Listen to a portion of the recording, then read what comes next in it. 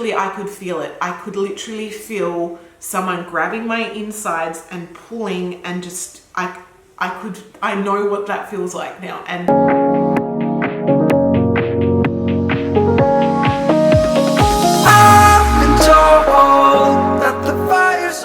hi rainbows, welcome back to my channel. Today we are talking about my birth experience, my delivery. I don't want to say labor because there was no labor, but my delivery experience. So I'm going to basically take off from where my last video left off. So if you have not seen my 35-week update, go back and watch it because it's going to kind of fill you in on all the backstory. So this whole pregnancy, I have done weekly updates, and I'm so glad that I have, because it's really interesting going back and seeing how I was feeling and the reasons why I was feeling that way. In my previous vlog, I mentioned how, you know, I felt for a really long time that C-section was definitely the right thing to do.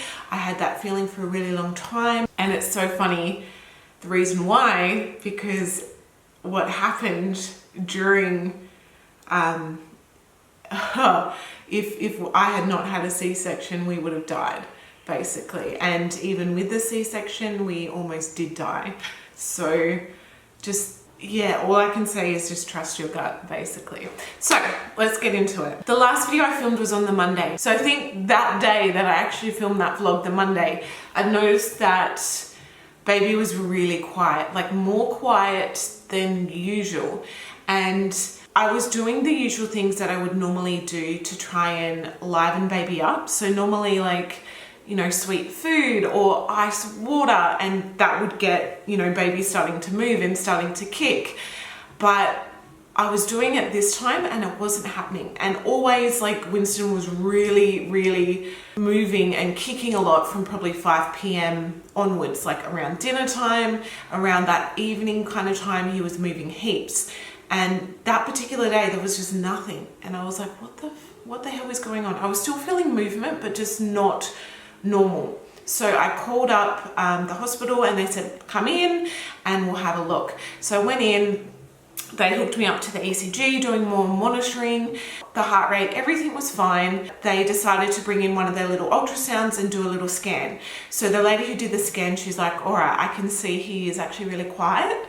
So what we're going to do is tomorrow, we're going to book you in for an ultrasound here at the hospital, come in and we'll go from there. So the following day I went in and had the ultrasound, and the ultrasound lady as well noted just how quiet he was, just no real movements. Like I said, I was still feeling movement, but just not the usual amount.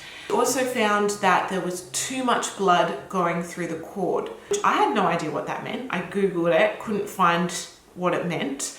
There was stuff for low amounts of blood, but nothing for too much blood. And I found out later that that basically means the placenta is not working. It's either detaching, or it's just starting to die, or it's just not doing what it's meant to be doing, basically. They decided to basically admit me there and then. That was a really busy day as well. I'd also had my iron infusion earlier that day, thank God. I remember feeling so much pressure to get my iron infusion done. I was feeling really anxious. I wanted it done. I needed it done. And even in my last vlog, I mentioned, you know, I really wanted to get that done. My iron, like, I'm anemic. So she's like, you have to get your iron sorted before we do a C-section. So I'm just really hanging out to get my iron sorted. So I was glad I had that done.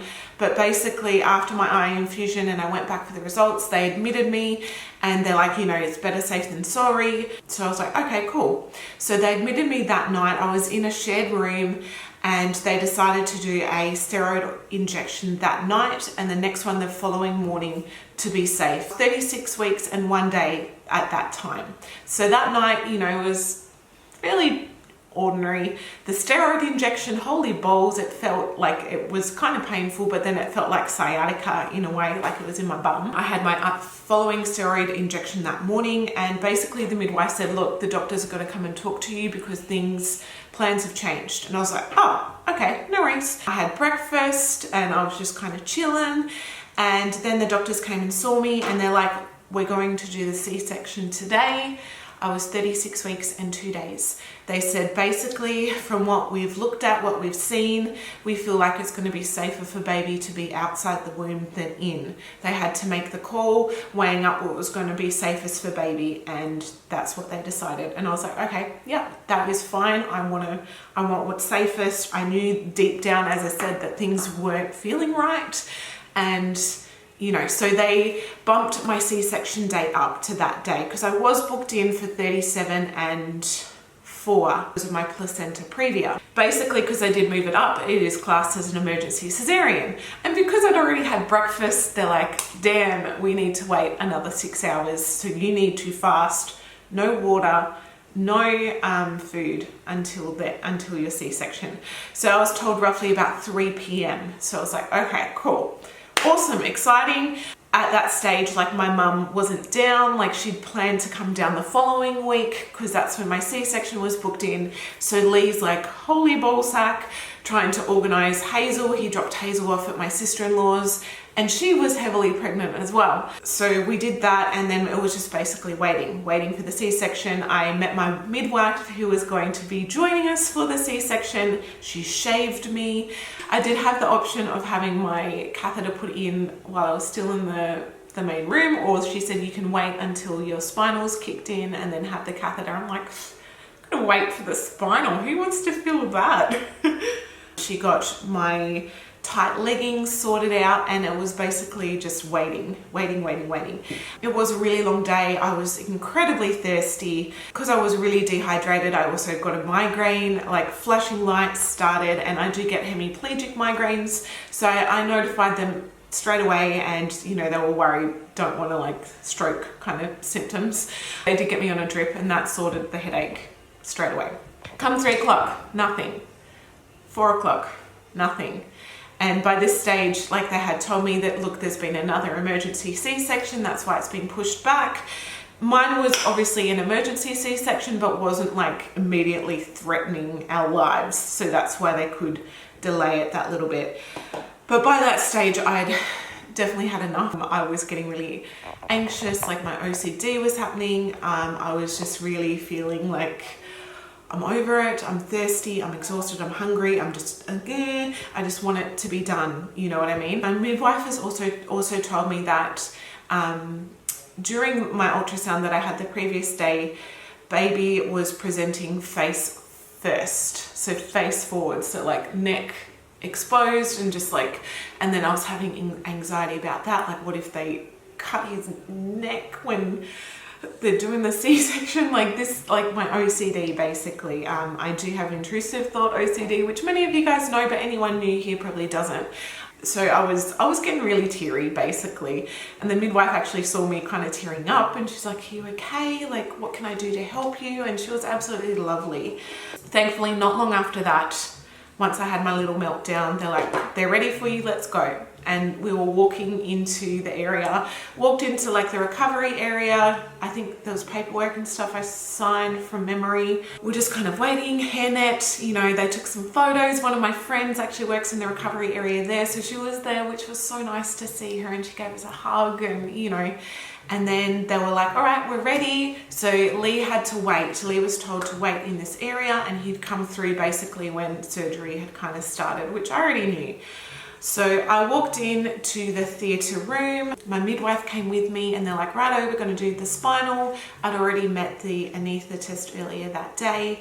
And the spinal was basically the same as kind of an epidural in a way. So they got me to sit up on the edge of the bed. My feet were up on a chair. I had a pillow and I was kind of leaning forwards basically. And he was feeling and like digging in on the hips, like, oh, I remember that when I had the epidural with Hazel and it's just so painful. So he told me, right, we're going to do the spinal. If you feel sick at any time, let us know, because the spinal does lower your blood pressure, and when you lay down flat, you can start to feel sick. He said the main difference with the spinal is like it works pretty much instantly. He did a little injection, like a numbing injection, I think, not painful really at all, just a bit stingy. And then the spinal was in. And then basically they laid me down and pretty much instantly I started feeling sick, like vomit, like I'm going to vomit basically. And I told him, I'm like, I could feel it rising in my throat. I'm going to be sick. And he's like, righto, and gave me medicine through the IV, and it sorted it instantly. And it was amazing. I'm like, thank you. So by then they're kind of like setting up the curtain, getting that all sorted. I remember asking the surgeon when we had our like prior, like if, you know, like I was planning on eating the placenta, and he's like, we'll see, basically. I remember the anaesthetist saying, you know, do you want some music on while baby's being born? I was like, oh my God, like ask my husband. And I was like, I actually don't, because he has the weirdest, most eccentric taste in music. It's hilarious. It's one of the things I love about him though. By that stage then they brought my husband in, and they had started the surgery. I remember the anaesthetist said, oh, what music, what song do you want? And he's like, Your Party by Ween. Oh, you guys need, it's just completely random, just my husband to a T. And I remember the anaesthetist was trying to find the song ready, and then basically baby was born. Like it was so fast, so fast. I felt when they started the surgery, like it's numb, you can't feel it. You know, the anaesthetist did the ice test prior, making sure, like, you know, he put the ice cube on my face and said, you feel how cold this is? I was like, yes. He's like, let me know when it feels that cold again. So basically from chest down was numb. I'm gonna apologize in advance because things get blurred for me. Trying to remember what happened in what order is kind of hard, but I'm gonna try my best. I haven't written anything out. This is just me relaying it. I basically felt when they started the surgery, like I couldn't feel it, but you could tell. You could feel the pressure, but you could also feel the texture in a way. Like I could tell when they were cutting through muscle. I could tell because it was like the feeling of when you cut through a steak or something like that. Like I could tell it wasn't just like a slice. It was, you know, there was resistance there in a way. So like, yeah, I could definitely tell what areas they were doing, and literally like under 5 minutes baby was born. Like it was so fast. I remember they lifted him over the curtains because we didn't know the gender, and all I saw basically was balls. Like all I saw was balls, and I was like, oh my God, it's a boy. And then instantly they took him away. And we do have a photo of when that happened, and because it was actually on Lee's phone, it was like a live, so you can actually see like it's a little mini video. And I literally saw him for probably a second before he was taken away.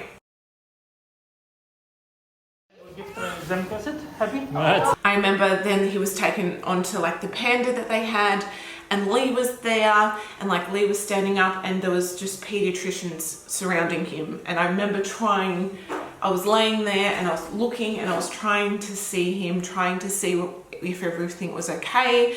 When he was born, I did hear crying, and I remember thinking like, oh, there's crying, that's so good, that's awesome, he's crying, like that's a good sign.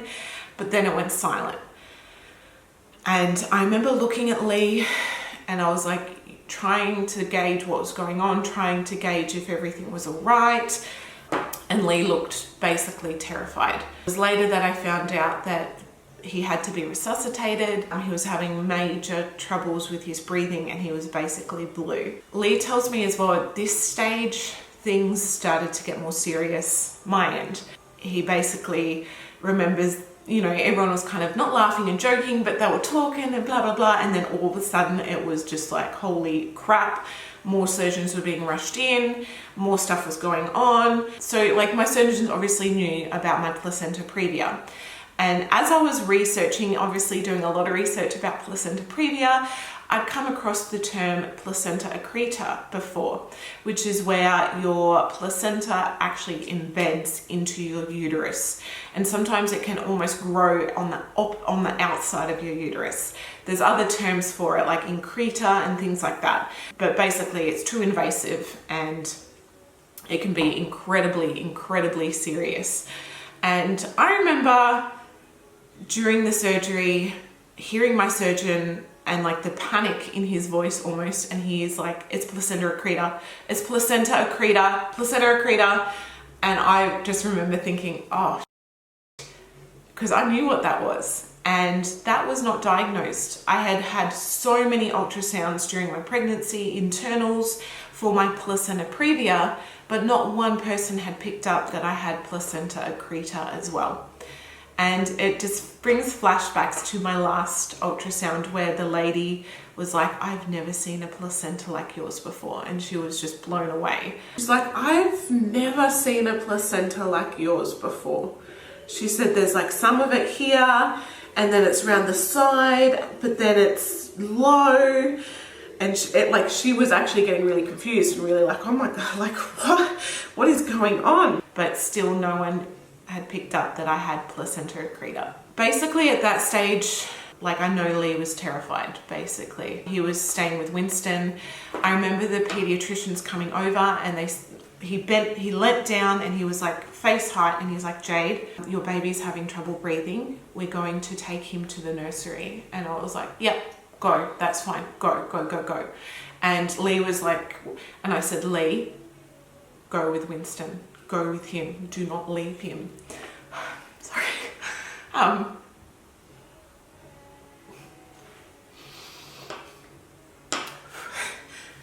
Lee left and I was still in surgery. Lee basically followed them. He did not leave his side, which is what I wanted. Kind of gets a bit blurry.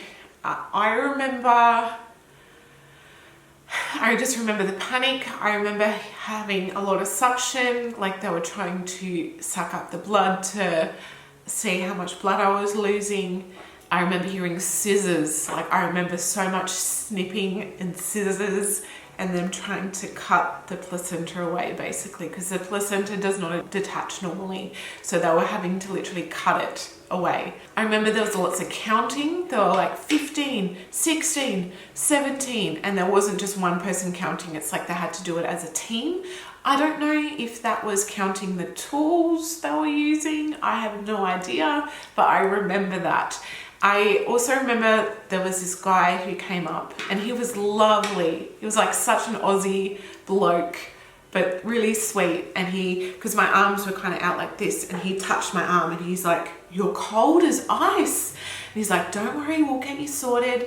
And at this stage, I started to shake.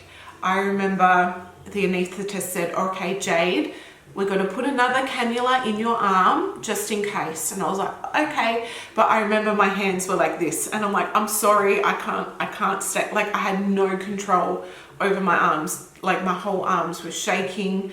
I was cold. I didn't feel the cold, but you know, the guy said he could feel the cold, and he basically put this like insulated blow up kind of heat thing on me, which was amazing, but I could not keep my hands still. Around that time as well, I started to feel pain. At first, I didn't know it was pain. It felt like immense pressure. It just insane pressure basically. And the anaesthetist realized, and he's like, are you okay? And I was like, I was struggling to breathe. I was struggling to talk. And I was like, I feel so much pressure. And he's like, is it pressure or pain? And when he said that, I'm like, it's pain.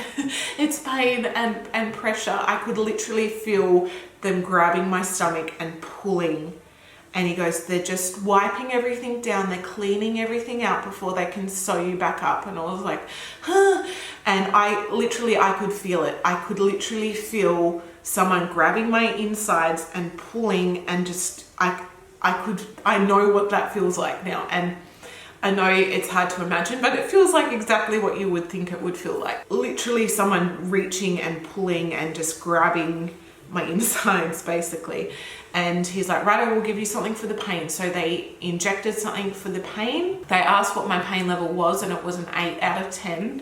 I still feel like labor with Hazel was worse, like posterior labor with no medication being induced was worse.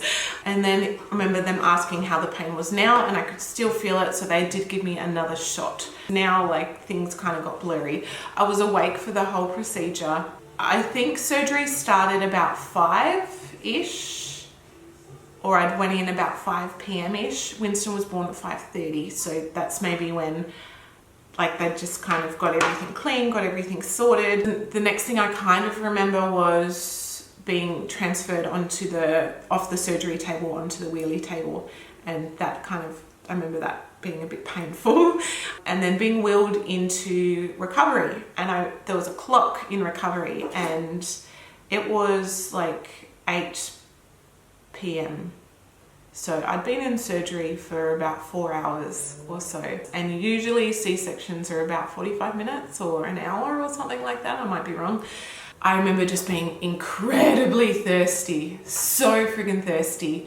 The nurse who was looking after me was so lovely. My friend had actually gone home by then. And I remember my midwife coming in and she goes, "How are you feeling?" And I was like, "Yeah, I'm just, I'm thirsty." She's like, "Well, you had a really significant amount of blood loss." And I was like, "Oh, okay." She goes, "You lost 2.3 liters of blood." And I was like, is that a lot? And she's like, that's pretty much half. So yeah, you're very lucky. And at that stage, it didn't really register to me. She said, "We've put a Bakri balloon or Bakri catheter or whatever it is." So basically they inserted a balloon into the uterus and packed my full of gauze and stuff like that. She goes, "That's basically to prevent further hemorrhaging, hopefully." I had a drain in my uterus. I can't remember if they were telling me that in recovery or if I found that out later. I can't really remember. I had a lemonade, and then basically like they were trying to give it to me in little sips. Finished my lemonade, and no joke, I probably had 5 other glasses of water. Like, I was so insanely thirsty. And then they basically came in and told me that we're going to transfer you to ICU. And I was like, okay. Before they transferred me to ICU, I did get to see Lee. He came and saw me, and I was like, "How's Winston? Is he okay?" And they're like, "Yep, no, he's doing okay." And like, he can't leave, basically. So I was like, "That's fine, just, as long as he's okay." It was probably 9-10 o'clock at night by this stage. Hazel was still spent more than 12 hours at my sister-in-law's house, and we're so grateful.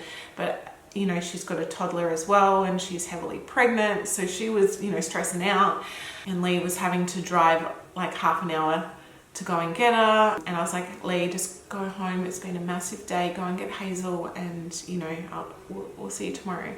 So they wheeled me to ICU, and my midwife was lovely. I remember hearing when they were doing the handover, and they're like, "This is Jade, C-section, she had placenta previa and placenta accreta. This is the medication she's had." And they literally reeled off like 15 to 20 different things, like 2 milligrams of this, 10 milligrams of this, then she had 5 milligrams of this. She felt some pain, so they gave her this, and blah, blah. And I was just like, holy crap, have I had all that stuff? Like, it was crazy. Actually really cool, because I got a full handout later, like a full write-up of all the things that I had done, all the procedures that were done during C-section and afterwards, and like the photon boots, and like I had these pumping things on my legs, the catheter. And also written there was I had a hypertensive, I don't know if that's the right word, but I'd had a hypertensive crisis, basically. I don't know if that was during the C-section, I don't know if that was after, I had no idea, but that's basically where your blood pressure is so high you could have a stroke. So I'm not sure what stage that had happened, but they'd also written that I was anemic due to blood loss. And it's so crazy, because that is why I was feeling so much pressure to get the iron infusion done. I mean, I know it takes a while for you to feel the full effects, but I was like, oh my God. And that's what I think saved me from having a blood transfusion. I did not have a blood transfusion. They were constantly checking my hemoglobin. I think my hemoglobin was like 140 something, and my hemoglobin dropped to 80, but still it was just within normal range, so I didn't need to have a blood transfusion. But while I was in hospital, they was continuing to check that as well. I'd got some photos of Winston, but I hadn't seen him, and the whole next day I was in ICU and I still hadn't seen Winston. I remember Lee coming in and he told me I got to hold Winston, and I burst into tears because I wanted to hold him. You hear about, the golden hour, getting to have skin to skin. I didn't get to have any of that. It was over 30 hours before I got to see him. And that sucked. I got to see photos and I got to see him on FaceTime, which was, I know, better than nothing. They were trying their best to get him down, but because his sugars had dropped, he was on a drip and they couldn't move him. And he was on CPAP for a while as well. But yeah, I'm so grateful for everyone who was looking after him, because yeah, I was not capable. I think after a normal C-section it's hard enough, but after everything that happened to me, I could not leave ICU until they'd taken the balloon out, and they had to do that in stages and monitor if there was any hemorrhaging. I still obviously had my catheter. Normally the catheter stays in for like till the following day, but mine ended up being in for about 3 days. I didn't walk for 3 days basically.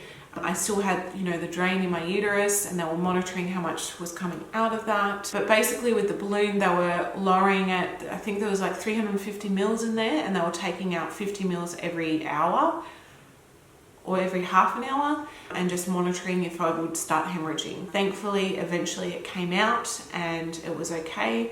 And they gave me a sponge bath that day, I think. They changed my sheets for me. There was still blood up my back, and they cleaned all that. They cleaned everything. They were lovely. Gave me a little pack so I could brush my teeth.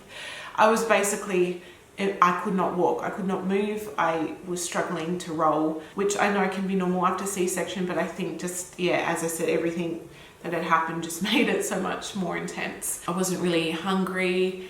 It was just a blur. I had kind of just sheets on me. I was butt naked, but it didn't even faze me. It didn't even bother me. And I was naked for probably 3 days, I think, just under sheets. I was settling in for another night there in ICU, and that's when they decided to move me. I think someone actually needed my bed. Like it was bad, but I wasn't that bad, basically. There was, you know, they needed the bed. So they wheeled me back to maternity. And on the way into maternity, as you get wheeled in, actually goes past the nursery, and they stopped, and the midwife said, I'm going to see if I can get you to see Winston. And I was like, oh my God.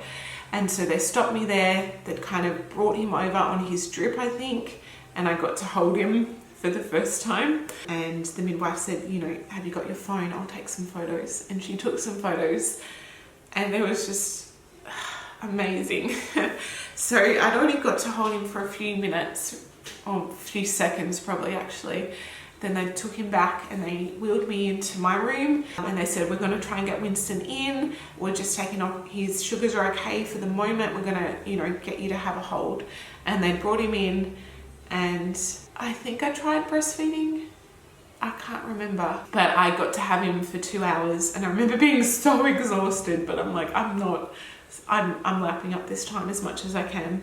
I've only got him for 2 hours, and I got to have some skin to skin. He was dressed, but you know, I wasn't, and it was awesome. And then they took him back to the nursery, and I went to sleep. I was in hospital for a week, and I remember, you know, that first day being able to walk and actually having a shower and hopping in the wheelchair and getting wheeled to the nursery to try and breastfeed. Thankfully, my milk was okay. I managed to be able to express. I managed to, you know, breastfeeding was definitely really slow at first. I had a call from the doctors. The doctors came in, and I don't even remember him being there, but he goes, wow, well, you know, you've been through a lot. And he had all his nurses, like students there. So there was maybe 8 people that had walked into the room. And I was like, yeah, you know, well, good story to tell. And he goes, oh, I don't know about good. And he said, you know, you need to have a serious think about the future, because if you have another baby, it's going to kill you. There's something funky going on with your placentas. This time round, it almost killed both of you. And I think you should not have more kids, basically. I still hadn't really spoken to the surgeon. I hadn't had a debrief. I was just like, wow. I remember being told that there was still placenta there, that they could not remove the placenta. And I was like, what does that mean? What's the and I was just so confused. The midwives in the NICU were absolutely incredible. There's so many times where I like cried with them, and they tried to tee up a debrief with my surgeon. So I finally got to have this debrief, and it was amazing to actually have that and to talk to him about that. And I do highly recommend to anyone that's kind of had a traumatic birth, if you can have that debrief. And he basically said, righto, from the very start, this is what happened. Your placenta was dying. We decided to do the C-section early because it was what was safest. He said, as soon as I started the C-section, you lost 500 mils of blood within 30 seconds before baby was even born. And that's like code blue level amount of blood kind of thing. He said your placenta was at the back, but it was wrapped around the side, and it was wrapped around the front, and it was low as well.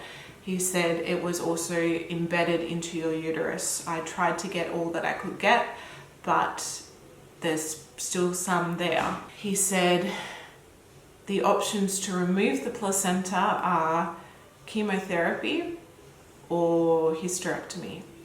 They'd managed to save my uterus. The reason why they didn't do a hysterectomy there and then was because I'd already lost too much blood, and my body would not survive any more surgeries at that stage. So that's why they decided to like close everything up. We'll deal with that at a future date. That was another bombshell, like holy crap, like am I gonna have to have chemo? Or go back in for surgery? And I like thinking about it, I'm like, I just want a hysterectomy, just do it, get it done. I'm just done, you know what I mean? It's been a month and that is still an ongoing thing. I've had another ultrasound and they actually could not see the placenta there, but then they never saw it there to begin with. I've had blood work done and it is looking promising, like it is gone, but the bleeding was definitely different. No clots, but there was like tissue, literally tissue coming out, little bits. So I said, I want an MRI. I just want to triple check that it's gone. I'm pretty sure I'd be a lot sicker if it was still there. I am having sweats and hot sweats and flushes and things like that, but I think I'd be a lot sicker if it was there. Like I've just gotten over mastitis and I've got a UTI from the catheter, so that's just a whole other ballpark. I'm still waiting for the MRI to actually see what's going on with that. So that is most of what I can remember. Winston was in the NICU for 2 weeks, so I had to make the decision to stay at hospital or go home, and I knew obviously I couldn't stay in hospital for 2 weeks. Like they were happy to have me as a boarder if there was room, which means you're not a patient but you've got a bed there. But at the same time I could see Lee was really struggling, Hazel was needing me, my mum was worn out. Thank God my mum was there. She was a massive help. Couldn't have done it without her, because she just kept Hazel entertained and did things with Hazel and bought her presents, and it was just a lot. It was just a blur. I did film a day in the life vlog with a baby in NICU. I haven't obviously edited it. Oh, I can hear him. I'll go get him. Oh, it's okay. Hello. Hello. You want some, babe?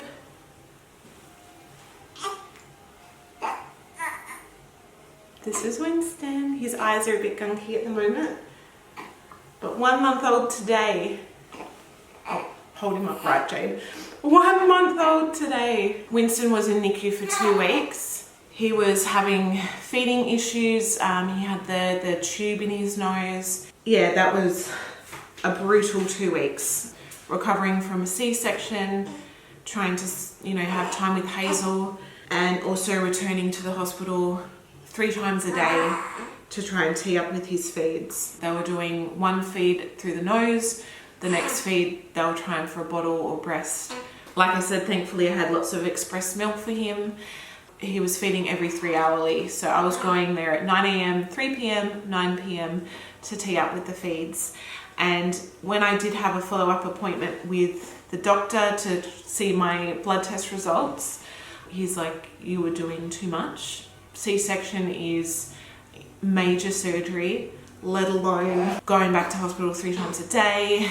It was hard. It was really, really hard trying to juggle everything, still not being able to drive obviously, and not being able to pick up Hazel or anything. So the day he was able to come home was just amazing. He's doing really, really well now. Has surpassed his birth weight again, which is excellent. When he was born, he was 2.7 kilos.